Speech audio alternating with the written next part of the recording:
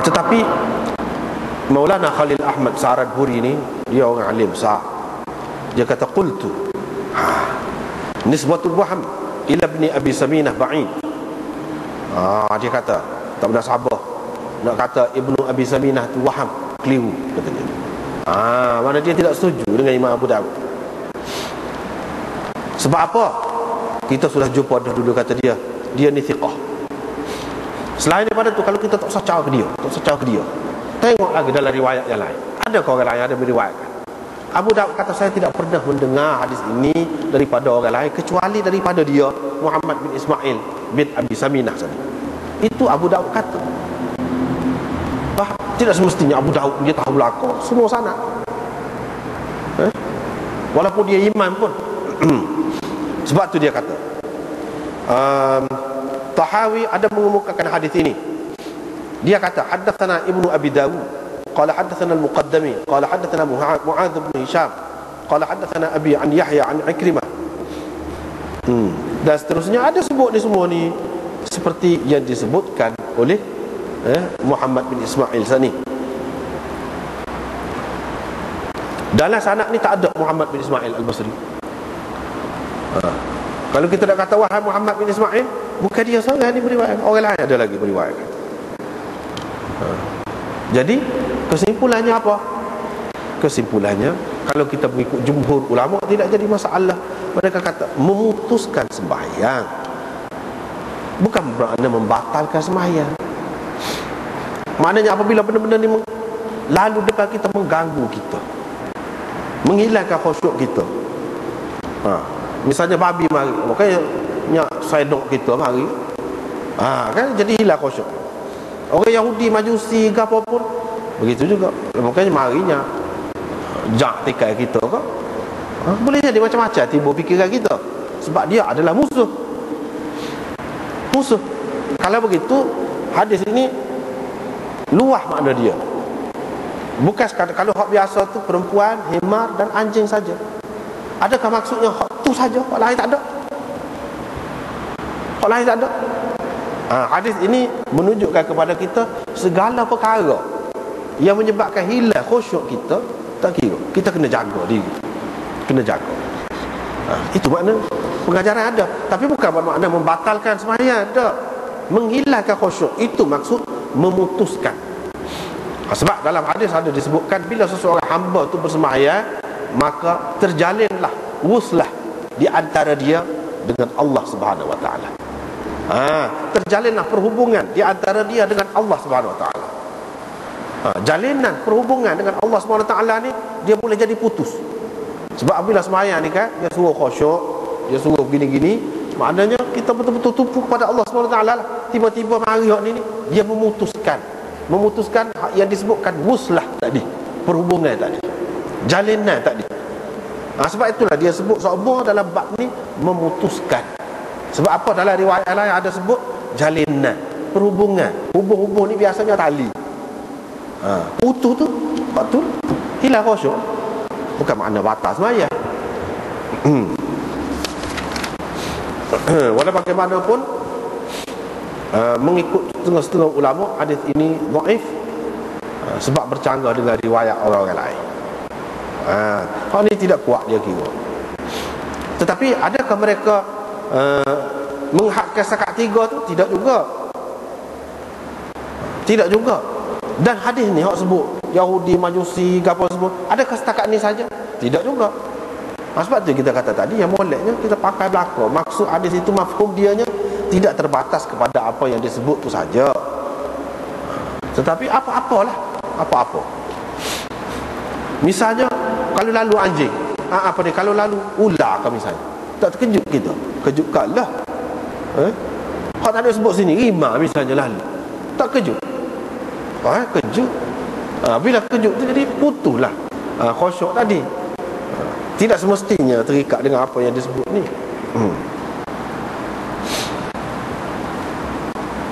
Dan di sini dalam hadis ni, kalau kita nak ambil kira dia, mengikut orang yang terima dia, dia kata kalau lalu jauh, menunjukkan kalau jauh tu tidak, kira-kiranya tidak mengganggu lah, tidak mengganggu kita.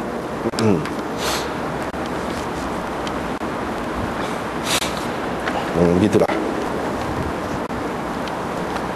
Seterusnya riwayat daripada Yazid bin Nimran. Dia berkata,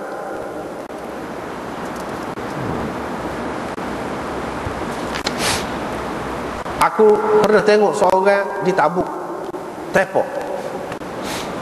Dia kata, orang tu cerita, aku lalu depan Nabi SAW di atas hemah. Nabi SAW duduk semaya. Nabi SAW pun kata lagu ni, Allahumma, jadi dalam bentuk doa lah, iqta' atharahu, putuskan. Sebab tadi kan bila lalu depan tu putus. Jawapan dia doa balas untuk dia hukumannya pun putus juga. Putuskan kesan tapak kakinya. Kan tapak kaki bila berjalan atas pasir tu dia lekat kan. Tapak kaki kau tapak kasut kau. Jadi bila tak boleh jalan, mana tak ada lah kesan tapak kaki tu, ada kesan punggung dia nak ngesok. Kalau ada kesan tapak kaki tu tak ada. Maksudnya jadi tepok. Lepas pada tu kata dia, saya tak boleh berjalan. Kata. Hadis yang kedua ada tambahan. Nabi SAW kata, bila kata lepas sembahyang lah kira-kiranya, qata'a salatana, dia telah memutuskan sembahyang kita, biar Allah putuskan kesan tapak kakinya. Abu Daud berkata, itu tak apalah. Satu lagi ni begitu juga, dengan lebih detail lagi. Dia kata jangan cerita benda ni, selagi mu dengar aku ni hidup lagi, jangan royak kau orang. Lepas pada aku mati boleh royak lah kau orang. Dia pun royak gini-gini. Jadi bagaimana hadis ini semua ni? Bagaimana hadis?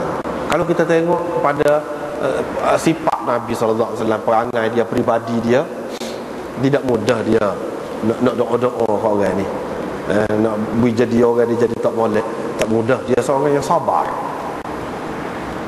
Tu kita tengok dari segi peribadi dia. Ni orang lalu teruk wis. Dalam riwayat yang ketiga tu dia kata, saya masih budak lagi. Kalau budak tak cerdik. Ini kita tengok isi dia dulu. Budak tak cerdik, dia tak penuh akal dia. Boleh jadilah berlaku lagu tu. Tiba-tiba Nabi SAW tu kata begitu, menyebabkan tepok sepanjang hayatnya. Adakah munasabah? Ini cara hadis. Kita kena perhati isi dia. Munasabah. Nabi SAW seorang yang penyabar. Dia ajar orang suruh sabar. Orang kafir buat macam-macam ke dia, malaikat mari tanya nak buat gana-gana kena mana, tak sah. Itu hak dia nya. Nabi SAW dia lagu tu cara dia. Dia tidak mudah nak doa-doa gitu. Tiba-tiba dalam riwayat ni gitu doa.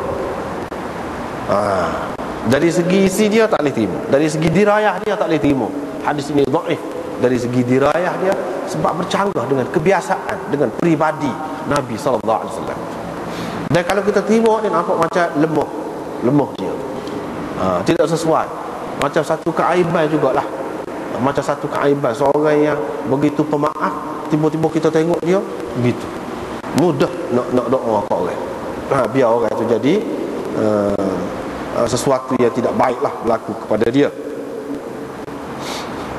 Itu dari segi dirayah, dari segi isi dia.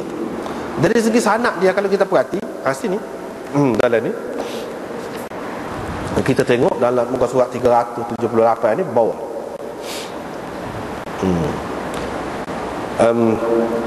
An Sa'id bin Abdul Aziz At-Tannuhi an Maulan li Yazid bin Nimran, daripada hamba bebasan Yazid bin Nimran. Siapa nama Maula tu? Maula tu hamba, bukan nama orang. Maula tu maknanya seorang hamba yang telah dibebaskan oleh Yazid bin Nimran. Nama dia apa? Ismuhu Sa'id. Ada juga orang sebut Sa'id nama dia, tapi majhul. Bila majhul, perawi majhul, maka dia tidak boleh jadi sahih dah. An Yazid bin Nimran, dia meriwayatkan daripada Yazid bin Nimran. Jadi daripada bekas tua dia lah. Ini Ibnu Hibban kata thiqat. Dalam takrib pun kata thiqat juga. Masuk dalam thiqat juga. Tetapi tak boleh gila situ.